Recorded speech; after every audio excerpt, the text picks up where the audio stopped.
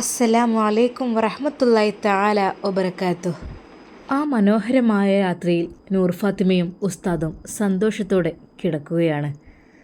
അപ്പോഴും നൂർ ഫാത്തിമ ഉസ്താദിനോട് പറഞ്ഞു, നാഫിക്ക, അല്ലാഹു സുബ്ഹാനഹു വ തആല നല്ല ആളുകൾക്കൊക്കെ പരീക്ഷണങ്ങൾ നൽകുമെന്ന് പറഞ്ഞല്ലോ. ഇനിയും നമ്മളെ എന്താണാവോ നമ്മൾക്കുണ്ടാകുന്ന പരീക്ഷണം അല്ലേ? എൻ്റെ പെണ്ണേ, അതൊക്കെ പടച്ചവൻ നിശ്ചയിച്ചതിനനുസരിച്ചായിരിക്കും വരിക. നമ്മൾക്ക് ഒരുപാട് പരീക്ഷണങ്ങൾ പടച്ച റബ്ബ് തന്നു എന്ന് വിചാരിച്ചിട്ട് അത്ര സ്ട്രോങ് ആയിട്ടൊന്നും തന്നിട്ടില്ലല്ലോ. എല്ലാം സിമ്പിളായിട്ടല്ലേ? അപ്പോൾ പടച്ച റബ്ബിന് നമ്മോട് സ്നേഹമുണ്ട് അല്ലേ? എല്ലാത്തിൽ നിന്നും നമ്മൾ രക്ഷപ്പെടുന്നുണ്ട്. ഒരുപാട് കാര്യങ്ങൾ ഇപ്പോൾ നമ്മുടെ ജീവിതത്തിൽ ബുദ്ധിമുട്ടുള്ളതൊക്കെ വന്നുകൊണ്ടിരുന്നു. പക്ഷെ അതിൽ നിന്നൊക്കെ പെട്ടെന്ന് തന്നെ പടച്ച റബ്ബ് നമ്മളെ രക്ഷപ്പെടുത്തി. അൽഹംദുലില്ലാ എന്ന് 100 വട്ടം നമുക്ക് പറയണം ഇൻഷാ അല്ലാ. നൂർ ഫാത്തിമയുടെയും ഉസ്താദിൻ്റെയും ആ സന്തോഷ നിമിഷങ്ങൾ അവർക്ക് സത്യം പറഞ്ഞാൽ പേടിയാണ്. ഒരു ദിവസം നല്ല രീതിയിലാണെങ്കിൽ പിറ്റേ ദിവസം സമാധാനമില്ലാത്ത രീതിയിലാണ് അവരുടെ ജീവിതം. അതുകൊണ്ട് തന്നെ ഉസ്താദിന് ഭയമുണ്ടായിരുന്നു. നൂർ ഫാത്തിമയോട് ഉസ്താദ് പറഞ്ഞു, നൂർ ഫാത്തിമ, നമ്മൾ ഏത് നിമിഷവും എന്തും പ്രതീക്ഷിച്ച് നിൽക്കണം. അതൊരു പക്ഷേ മരണമായും നമ്മുടെ അടുക്കൽ വരും. പല രീതിയിലുള്ള പ്രയാസങ്ങളും നമ്മൾ തരണം ചെയ്യേണ്ടി വരും. എന്തൊക്കെ തന്നെയായാലും പടച്ച റബ്ബിൽ തവക്കലാക്കുക, എല്ലാം ക്ഷമിക്കുക, അള്ളാഹുവിന് വേണ്ടി അള്ളാഹുവിൻ്റെ പ്രീതി മാത്രം കാംക്ഷിച്ചുകൊണ്ട് നമ്മൾ ജീവിക്കുക. അങ്ങനെ ആകുമ്പോഴേ നമുക്ക് യാതൊരു രീതിയിലുള്ള ടെൻഷനും ഉണ്ടാവില്ല. എപ്പോഴും സ്നേഹം മാത്രം നൽകുന്ന, നല്ല നല്ല ഉപദേശങ്ങൾ മാത്രം നൽകുന്ന തൻ്റെ പ്രിയപ്പെട്ട ഭർത്താവ് നൂർ ഫാത്തിമ അതിൽ അഭിമാനിക്കുന്നു.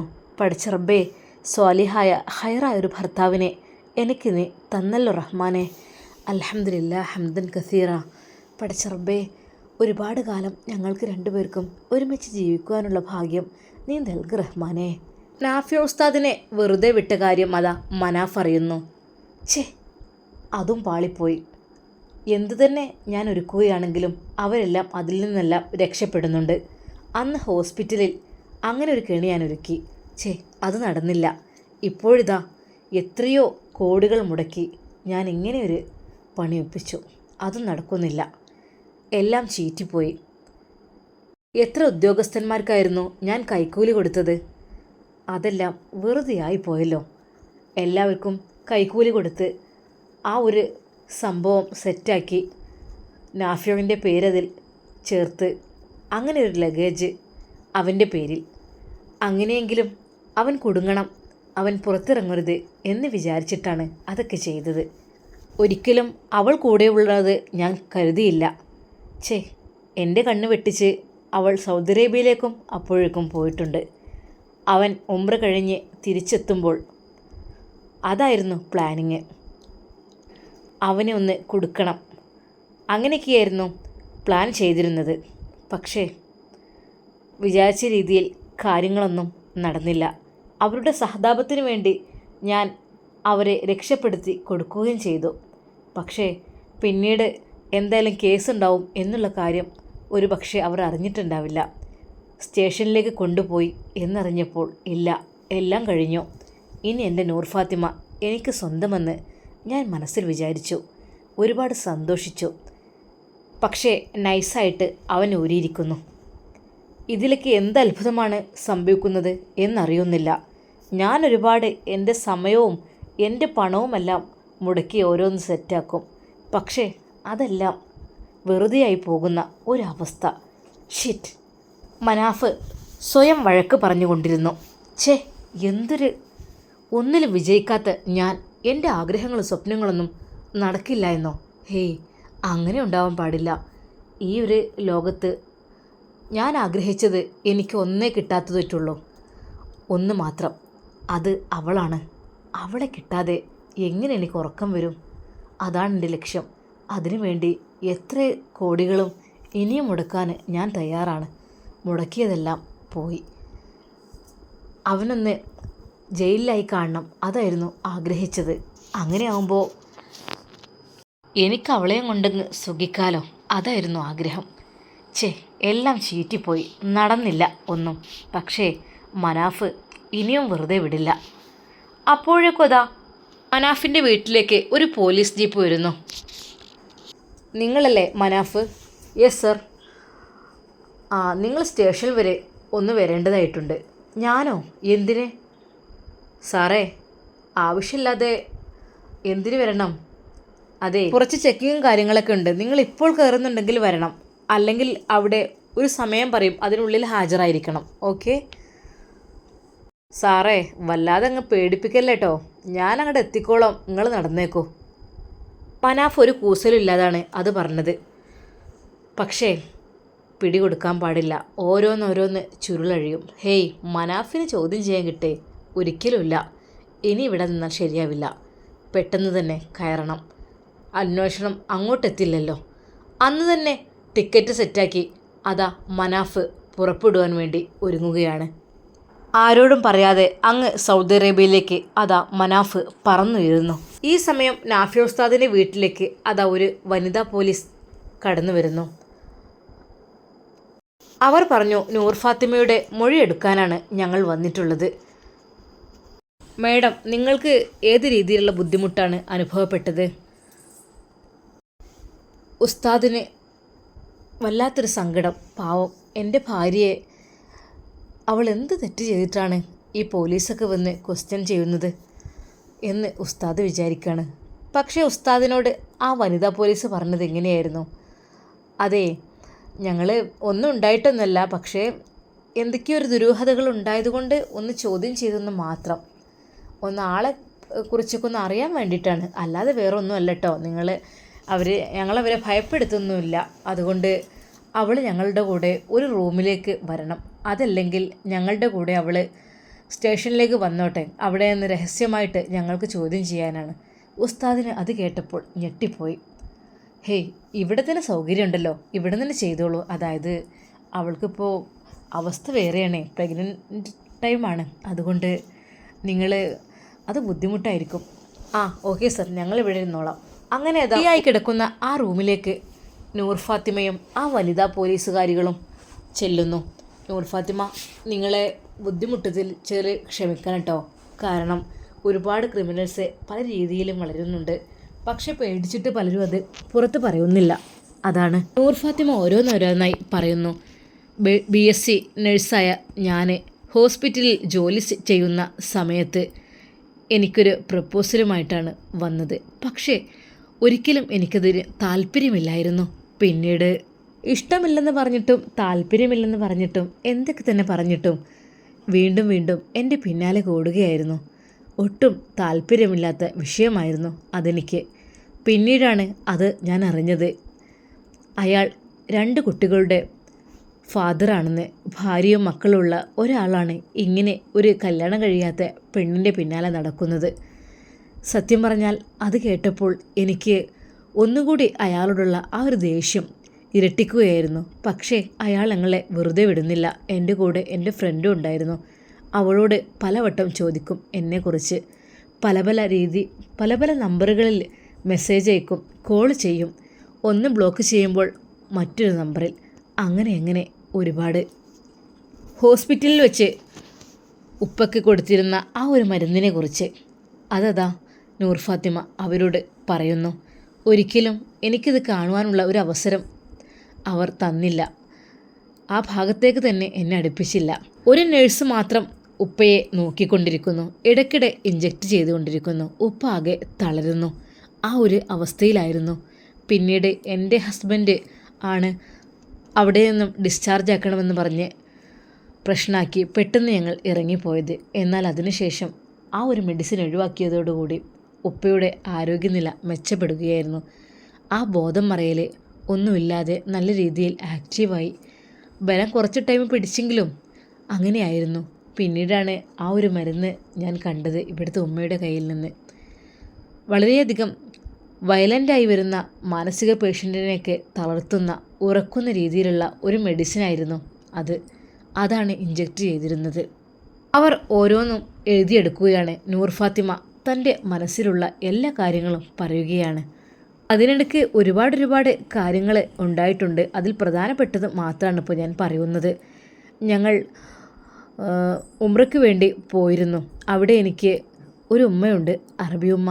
അറബി ഫാമിലിയാണ് അവർ ഞങ്ങൾക്ക് വേണ്ടി ഞങ്ങൾ തിരിച്ചു പോരുമ്പോൾ യാത്ര അയക്കുമ്പോൾ ഞങ്ങൾക്കുള്ള ലഗേജ് കാര്യങ്ങൾ ഒക്കെ സെറ്റാക്കുമായിരുന്നു. ഞങ്ങൾക്ക് എന്താണ് ആവശ്യമുള്ളത് അതെല്ലാം അവർ വാങ്ങി വെക്കുമായിരുന്നു.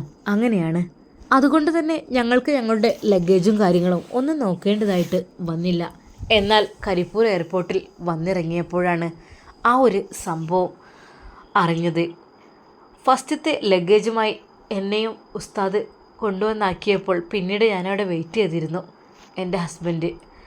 എന്നിട്ട് രണ്ടാമത്തെ ലഗേജ് എടുക്കുവാൻ വേണ്ടുന്ന പോയപ്പോഴേക്കും അത് കാണുന്നില്ല, എന്തൊക്കെയോ. അപ്പോഴേക്കും അവിടെ കസ്റ്റംസിൻ്റെ ഒരു പിടിയിലുമായിട്ടുണ്ട്. എന്തോ വലിയ കോടിക്കണക്കിന് രൂപയുടെ ഒരു ലഗേജ് ഉണ്ട്, അതിനുള്ളിൽ എന്തൊക്കെയോ സംഭവങ്ങളുണ്ട്, അത് നിങ്ങളുടെ ഹസ്ബൻഡിൻ്റെ പേര് എന്ന രീതിയിലാണ് അവർ പറഞ്ഞത്. സത്യം പറഞ്ഞാൽ എനിക്ക് എൻ്റെ കണ്ണുകളാകെ ഇരുട്ട് അടച്ചു. എനിക്കവിടെ കുഴഞ്ഞു വീഴും എന്ന് വരെ ഞാൻ തോന്നിപ്പോയി. പക്ഷേ ധൈര്യം സ്തംഭിച്ച് ഞാൻ മുന്നോട്ട് നടന്നു. അതെ, അവിടെ എൻ്റെ പ്രിയപ്പെട്ട ഭർത്താവിനെ അവരവർ തടഞ്ഞു വച്ചിരിക്കുകയാണ്. ഒരുപാട് കരഞ്ഞു പറഞ്ഞു ഒരിക്കലും ഞങ്ങളങ്ങനെ ചെയ്തിട്ടില്ല എന്ന്. പക്ഷേ നിരാശയായിരുന്നു ഫലം. അപ്പോഴാണ് കുറച്ച് സമയം അവിടെ വെയിറ്റ് ചെയ്തിരുന്നു. പലരും പല ഉദ്യോഗസ്ഥന്മാരും പല കുത്തുവാക്കുകളും എല്ലാം പറഞ്ഞു. എല്ലാം സഹിച്ച് ക്ഷമിച്ചു. എന്നാൽ പെട്ടെന്നൊരാൾ ആ എയർപോർട്ടിനുള്ളിൽ നിന്ന് വരുന്നു, നാഫിക്കയെ രക്ഷപ്പെടുത്തിക്കൊണ്ട്. എൻ്റെ പ്രിയപ്പെട്ട ഭർത്താവിനെ, അതെ, തൽക്കാലം നിങ്ങൾ പോയിക്കോളൂ, ഭാഗ്യത്തിന് ഞാനുണ്ടായതുകൊണ്ട് കഴിച്ചിലായി എന്നൊക്കെ പറഞ്ഞുകൊണ്ട് രക്ഷപ്പെടുത്തി. എന്തെന്നറിയില്ല, എനിക്ക് അതിൽ വല്ലാതൊരു വിശ്വാസം തോന്നിയില്ല രക്ഷപ്പെടുത്തിയതാണെന്ന് പറഞ്ഞിട്ടൊന്നും. കാരണം എൻ്റെ ഭർത്താവ് ഒരു തെറ്റും ചെയ്യില്ല, അതെനിക്കറിയാം. എങ്കിലും അയാൾ, ആ മനാഫിൻ്റെ മുഖം ഞാനവിടെ കണ്ടു. അപ്പോഴെനിക്ക് മനസ്സിലായി, ഇല്ല, ഇതിലും വലിയ ചതിയുണ്ടെന്ന്. ആ ഒരു ചതി ഇത് അത്യാവശ്യം കടന്ന കൈയായിപ്പോയി. കാരണം 10 വർഷം 20 വർഷം വരെ കഠിന തടവ് കിട്ടുന്ന കേസ്. റഹ്മാൻ റഹീമായ രാജസീതായ തമ്പുരാനെ, പടച്ച റബ്ബേ, എൻ്റെ ഭർത്താവിനെ അതിലാണല്ലോ കൊടുക്കുവാൻ വേണ്ടി വിചാരിച്ചത് എന്നോർത്ത്. അങ്ങനെ ഒരുപാട് വിഷമങ്ങൾ ഉള്ള ഘട്ടങ്ങൾ. പിന്നെയാണ് പിറ്റേന്ന് പോലീസ് സ്റ്റേഷനിൽ നിന്ന് പോലീസുകാർ വന്ന് എൻ്റെ ഭർത്താവിനെ വീണ്ടും കൊണ്ടുപോകുന്നത്. ഒരുപാട് ബുദ്ധിമുട്ട് അയാളെ കൊണ്ട് ഏൽക്കേണ്ടി വന്നിട്ടുണ്ട്. ഇവിടെ ഉമ്മയോടും എൻ്റെ സ്വന്തം വീട്ടിലൊക്കെ നല്ല രീതിയിൽ നല്ല ആളായി പെരുമാറുക. പക്ഷേ മറ്റൊരു ഭാഗത്ത് എന്തൊക്കെയോ അയാൾ ചിന്തിക്കുന്നുണ്ട്. സത്യം പറഞ്ഞാൽ ജീവിക്കാൻ പേടിയുള്ളതുപോലെ തോന്നുകയാണ്. എന്താണെന്നറിയില്ല, ഏതു നിമിഷവും എന്തും സംഭവിക്കാം എന്നൊക്കെ തോന്നുകയാണ്. ഹേയ് മാഡം, അങ്ങനെയൊന്നും ചെയ്യരുത് കേട്ടോ.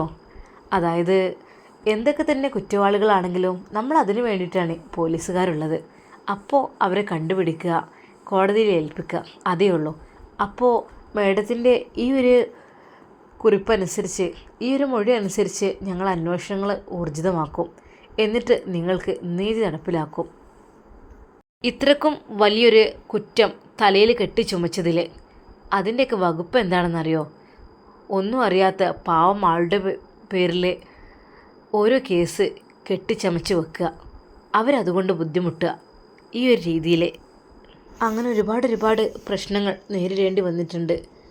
ഉപകാരം ഒന്നും വേണ്ട, ഉപദ്രവിക്കാതിരുന്നാൽ മതി, അത് മാത്രമേ ഉള്ളൂ. ഞങ്ങൾ എങ്ങനെയെങ്കിലും ഇവിടെ ജീവിച്ചു പോയിക്കോട്ടെ. നൂർ ഫാത്തിമയോട് ഓരോ കാര്യങ്ങളും അവർ ചോദിച്ചറിഞ്ഞു. അവരതെല്ലാം എഴുതിയെടുത്തു. എന്നാൽ ശരി മാഡം, പിന്നെ എന്തൊക്കെ തന്നെയായാലും ഇതിൻ്റെ പിന്നിൽ ആരാണെന്ന് വെച്ചാൽ എത്രയും പെട്ടെന്ന് അവരെ പിടിക്കുക, അവർക്കുള്ള നടപടി എടുക്കുക എന്നുള്ളതാണ്. നിങ്ങളെ ബുദ്ധിമുട്ടിച്ചതിൽ ക്ഷമിക്കണം, സോറി എന്ന് പറഞ്ഞുകൊണ്ട് അതാ അവർ വീട്ടിൽ നിന്നിറങ്ങുന്നു. അങ്ങനെ അതാ അന്ന് തന്നെ മനാഫിൻ്റെ വീട്ടിലേക്ക് പോലീസ് വരുന്നു. മനാഫിനെ അന്വേഷിച്ചുകൊണ്ട് പോലീസ് വന്നത് കണ്ട ഭാര്യ, അദ്ദേഹം ഇവിടെ ഇല്ലല്ലോ. ആഹാ, കളവ് പറയുകയാണോ? എവിടെയാണ് അദ്ദേഹം? ഒന്ന് ചെക്ക് ചെയ്യണം എന്ന് പറഞ്ഞ് പോലീസുകാരതാ അകത്തേക്ക് കയറുന്നു. ഇല്ല, അങ്ങനെ ഇവിടെല്ല, പോയിട്ടുണ്ട്, ഇവിടെ ഇല്ല. എങ്ങോട്ട്? ഗൾഫിലേക്ക് പോയി. മൈ ഗോഡ്, പോയോ? എപ്പോൾ? കളവ് പറയുകയാണോ? അതോ ഇവിടെ എവിടെയെങ്കിലും ഒളിച്ചു നിൽക്കുകയാണോ? ഹേയ് അല്ല, എന്നോട് പോലും പെട്ടെന്ന് പറയാതെയാണ് പോയത്. നേരത്തെ സ്റ്റേഷനിൽ നിന്ന് ആരോ വന്നിരുന്നെന്നോ, എന്നിട്ട് പെട്ടെന്ന് ഹാജരാവാൻ പറഞ്ഞിട്ടുണ്ട് എന്നൊക്കെ പറഞ്ഞു. പിന്നീട് കണ്ടിട്ടില്ല. വന്ന പോലീസുമാർക്കൊക്കെ നിരാശയായിരുന്നു. ഹേ, വലിയൊരു ക്രിമിനലാണെന്ന് തോന്നുന്നു. അതാണ് പെട്ടെന്ന് നൈസായിട്ട് മുങ്ങിയത് പിടികിട്ട പുള്ളിയെ. അങ്ങനെ അതാ പോലീസുകാരെല്ലാം മടങ്ങിപ്പോകുന്നു. ഈ സമയം മനാഫ് വിമാനയാത്രയിലായിരുന്നു. നാട്ടിൽ കേസ് എന്തെങ്കിലും വരികയാണെങ്കിൽ ഇങ്ങോട്ട് മുങ്ങും, ഇവിടെ വരികയാണെങ്കിൽ അങ്ങോട്ടും. അതേ നടക്കുള്ളൂ. അല്ലാതെ നമ്മുടെ സ്വപ്നങ്ങളിൽ തിരശ്ശീല വീഴിക്കാൻ ആരെങ്കിലും ശ്രമിച്ചിട്ടുണ്ടെങ്കിൽ തൻ്റെ പേരിലുള്ള അന്വേഷണം നാട്ടിൽ നടക്കുന്നുണ്ടാവും എന്നറിഞ്ഞിട്ടും മനാഫിന് യാതൊരു കൂസലുമില്ല. നൂർ ഫാത്തിമയുടെ മൊഴി അനുസരിച്ച് സ്റ്റേഷനിൽ കാര്യങ്ങളെല്ലാം ശ്രദ്ധിക്കുന്നു. അങ്ങനെ നോക്കുമ്പോൾ ഒരുപാട് ക്രിമിനൽ കുറ്റങ്ങളാണ് അയാൾ ചെയ്തു കൂട്ടിയിട്ടുള്ളത്. അതിലധികവും പെണ്ണ് കേസ് തന്നെയാണ്. പിന്നെ പണമുള്ളതിൻ്റെ പേരിൽ എല്ലാത്തിനും ഒരു വിട്ടുവീഴ്ച ഉണ്ടാവുമല്ലോ. പണമെറിഞ്ഞാൽ അവരതെല്ലാം സ്ലോ ആക്കി കൊടുക്കും. അന്ന് വീട്ടിൽ നിന്ന് പോലീസുകാർ പോയ ശേഷം ഉസ്താദ് നൂർ ഫാത്തിമയോട് ചോദിച്ചു, നൂർ ഫാത്തിമ, നിനക്ക് പേടിയായോ? ഉസ്താദെ, എന്തിന്? എനിക്ക് പേടിക്കേണ്ട ആവശ്യമൊന്നുമില്ലല്ലോ. നമ്മൾ തെറ്റ് ചെയ്താലേ നമ്മൾക്ക് പേടിയുള്ളൂ. തെറ്റ് ചെയ്യാത്ത നമ്മൾ എന്തിനു ഭയക്കണം? ആരെ ഭയക്കണം? ശരിയാണ്, നീ നല്ല കുട്ടി തന്നെയാണ്, ഈമാനുള്ള കുട്ടിയാണ് കേട്ടോ എൻ്റെ മോള്. മാഷാ അല്ലാ. എന്തൊക്കെ ചോദിച്ചു? എല്ലാം ചോദിച്ചു, കാര്യങ്ങളൊക്കെ പറഞ്ഞു. നൂർ ഫാത്തിമ, നമുക്ക് ഇനിയെങ്കിലും നല്ല റാഹത്തോടു കൂടി ഉറങ്ങാലോ അല്ലേ? അത് കേട്ട് നൂർ ഫാത്തിമ ചിരിച്ചു. ഇൻഷാ അല്ലാ, പറയാൻ പറ്റില്ല എങ്ങനെയൊക്കെ ഏതൊക്കെയോ ഒന്നും, എല്ലാം പടച്ച റബ്ബിൻ്റെ കാരുണ്യം പോലെ.